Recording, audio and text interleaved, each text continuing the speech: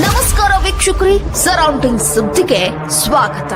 ಕರ್ನಾಟಕ ರಾಜ್ಯದ ಎಲ್ಲಾ ಸರ್ಕಾರಿ ನಿಗಮಗಳು, ಮಂಡಳಿಗಳು, ಸಂಸ್ಥೆಗಳು ಹಾಗೂ ಸಾರಿಗೆ ನಿಗಮಗಳಲ್ಲಿ ಸೇವೆ ಸಲ್ಲಿಸಿರುವ ನೌಕರರಿಗೆ ಸಮಾನ ವೇತನ, ಸಮಾನ ಸೌಲಭ್ಯ, ಕಾಲಕಾಲಕ್ಕೆ ವೇತನ ಪರಿಷ್ಕರಣೆ ಹಾಗೂ ಏಕೀಕೃತ ಸೇವಾ ನಿಯಮ ಜಾರಿಗೊಳಿಸುವ ಕುರಿತು ನ್ಯಾಯ ಕೋರಿ ಕರ್ನಾಟಕದ ಹೈಕೋರ್ಟ್ನ ನ್ಯಾಯಮೂರ್ತಿಗಳಲ್ಲಿ ಸಾರಿಗೆ ನೌಕರರು ಮನವಿ ಮಾಡಿದ್ದಾರೆ.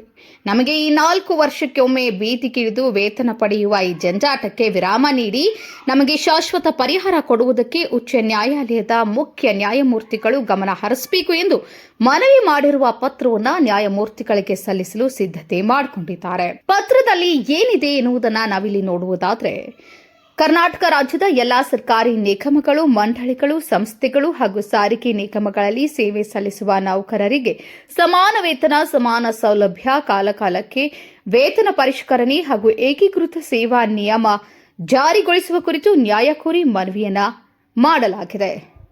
ನಾವು ಕರ್ನಾಟಕ ರಾಜ್ಯದ ವಿವಿಧ ಸರ್ಕಾರಿ ನಿಗಮಗಳು, ಮಂಡಳಿಗಳು ಹಾಗೂ ಸಾರ್ವಜನಿಕ ವಲಯ ಸಂಸ್ಥೆಗಳಲ್ಲಿ ಸೇವೆ ಸಲ್ಲಿಸುತ್ತಿರುವ ನೌಕರರಾಗಿದ್ದು, ಒಂದೇ ರಾಜ್ಯ ಸರ್ಕಾರದ ಅಧೀನದಲ್ಲಿ ಕಾರ್ಯನಿರ್ವಹಿಸುತ್ತಿದ್ದರೂ ಸಹ ವಿವಿಧ ಸಂಸ್ಥೆಗಳಲ್ಲಿ ವೇತನ, ಭತ್ಯೆ, ಸೌಲಭ್ಯ ಹಾಗೂ ಸೇವಾ ನಿಯಮಗಳಲ್ಲಿ ಭಾರಿ ಅಸಮಾನತೆ ಇರುವುದರಿಂದ ಆರ್ಥಿಕ ಹಾಗೂ ಮಾನಸಿಕ ಸಂಕಷ್ಟ ಅನುಭವಿಸುತ್ತಿದ್ದೇವೆ. ವಿಶೇಷವಾಗಿ KMF, KPTCL, BESCOM, BWSSB, KEA, KUWSDB ಹಾಗೂ ಇತರೆ ಸರ್ಕಾರಿ ಸಂಸ್ಥೆಗಳಲ್ಲಿ ಸಮಾನ ವಿದ್ಯಾರ್ಹತೆ, ಸಮಾನ ಕೆಲಸ ಹಾಗೂ ಸಮಾನ ಹೊಣೆಗಾರಿಕೆ ಇದ್ದರೂ ಸಾರಿಗೆ ನಿಗಮಗಳ ನೌಕರರಿಗೆ ಮಾತ್ರ ಅನ್ಯಾಯವಾಗುತ್ತಿದೆ. ಸಾರಿಗೆ ನಿಗಮ ನೌಕರರ ಪ್ರಮುಖ ಸಮಸ್ಯೆಗಳು: 38 ತಿಂಗಳ ಹಿಂಬಾಕಿ ವೇತನ ಸಂಪೂರ್ಣವಾಗಿ ನೀಡಲಾಗಿಲ್ಲ.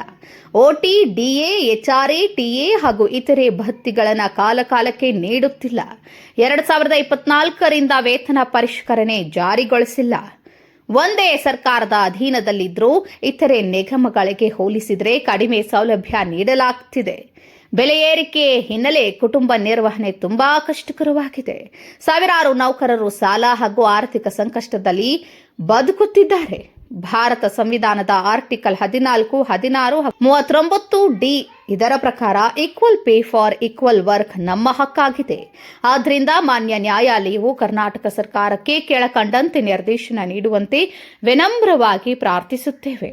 ಎಲ್ಲಾ ಸರ್ಕಾರಿ ನಿಗಮಗಳು ಹಾಗೂ ಸಂಸ್ಥೆಗಳಿಗೆ ಏಕೀಕೃತ ವೇತನ ನೀಡಿ ಜಾರಿಗೊಳಿಸಬೇಕು. ಸರ್ಕಾರಿ ನೌಕರರಿಗೆ ನೀಡುವ ವೇತನ ಹಾಗೂ ಸೌಲಭ್ಯಗಳಿಗೆ ಸಮಾನವಾಗಿ ಸಾರಿಗೆ ನಿಗಮ ನೌಕರರಿಗೂ ವೇತನ ಮತ್ತು ಸೌಲಭ್ಯ ಜಾರಿಗೊಳಿಸಬೇಕು.